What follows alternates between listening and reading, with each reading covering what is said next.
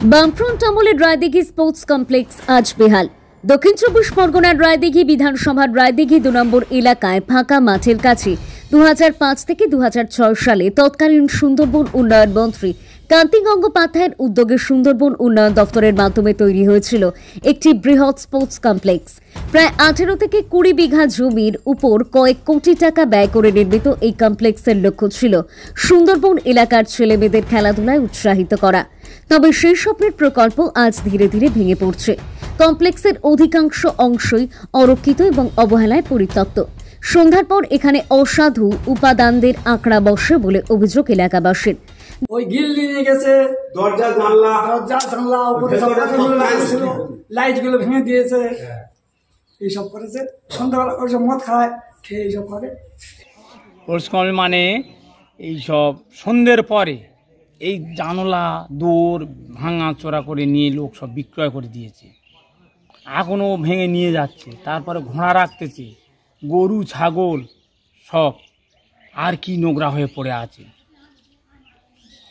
নেশা এখানে ওই সিকিউরিটি গার্ড রাখা উচিত বলে মনে হয়, রাখলে খুব ভালো হয়। আমাদের কত গার্ড। দোতলা ভবনের ঘরগুলোতে চলে নেশাগ্রস্তদের আসর। চুরি হয়ে গিয়েছে বা ভাঙচুর করা হয়েছে লোহার গ্রিল, দরজা, দামি ট্যাপ ও বাথরুম ফিটিংস, জানালার কাঁচ, ইলেকট্রিক মিটার ও মেন সুইচ, বড় লোহার গেট, মাঠের চারদিকে লোহার পাত ও ঘেরা বেড়া। এমনকি কমপ্লেক্সের ঘরগুলো এখন স্থানীয় কয়েকজন গবাদি পশু রাখার জন্য ব্যবহার করছে। ঘোড়া, গরু, ছাগল পর্যন্ত রাখা হচ্ছে বলে অভিযোগ। স্থানীয়দের আশঙ্কা, সন্ধ্যার পরে এই কমপ্লেক্সের পাশের রাস্তা দিয়ে ছাত্রছাত্রীদের যাতায়াতই বিপজ্জনক হয়ে পড়েছে। এলাকার মানুষের আক্ষেপ যে স্পোর্টস কমপ্লেক্স তরুণ প্রজন্মের জন্য গড়ে উঠেছিল, সন্ধ্যার পর তা এখন দুষ্কৃতীদের ঠিকানা হয়ে দাঁড়িয়েছে। তাদের সর্বসম্মত দাবি, অবিলম্বে স্পোর্টস কমপ্লেক্সটি সংস্কার করা হোক, সুরক্ষা ব্যবস্থার উন্নতি হোক এবং এটি আবারও এলাকার ছেলেমেয়েদের খেলার উপযোগী করে তোলা হোক। রায়দিঘি স্পোর্টস কমপ্লেক্স না দেখলে ভাবতে পারো না, গরু ছাগল চড়ে বেড়ায়, খেলাধুলোর নামগন্ধ নেই, সরকারি জিনিসপত্রের গোড়াও।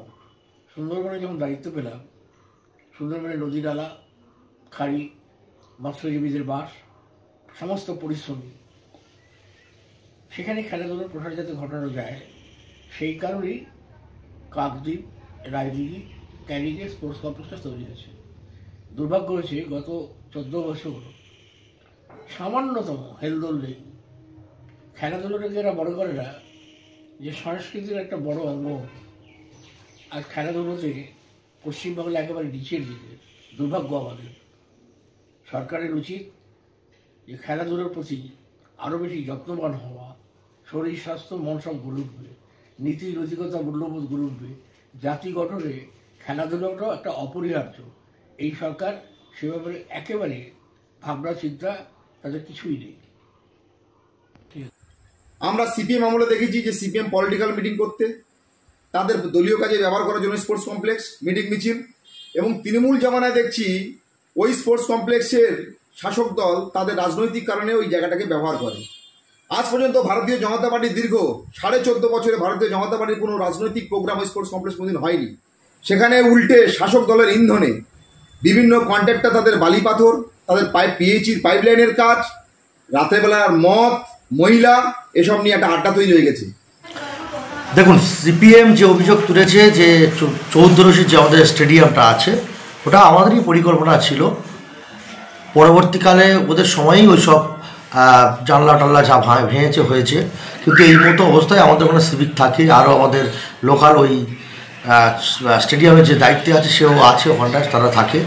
এবার উন্নয়নের কাজের জন্য যারা পিএইচি পাইপের কাজের জন্য কিছু পাইপ এক সাইডে রাখা আছে, কিন্তু প্রতিদিন মানুষ ওখানটায় ক্রিকেট খেলে, যারা ছেলেরা ক্রিকেট খেলে, ফুটবল খেলে, ভলিবল খেলে, এবং প্রতিনিয়ত শরীরচর্চার একটা আশ্রয় কেন্দ্র কিন্তু ওই আমাদের স্টেডিয়ামটা। এবং যে অভিযোগ বিরোধীরা সিপিএমরা করছে সম্পূর্ণ মিথ্যা অভিযোগ। এবং সিপিএম তো এখন মাঠে ঘাটে বাজারে দেখা যায় না, দেখা যায় বিরিয়ানির হাঁড়িতে। এখন দেখার বাকি স্পোর্টস কমপ্লেক্স কবে সংস্কার করা হয়।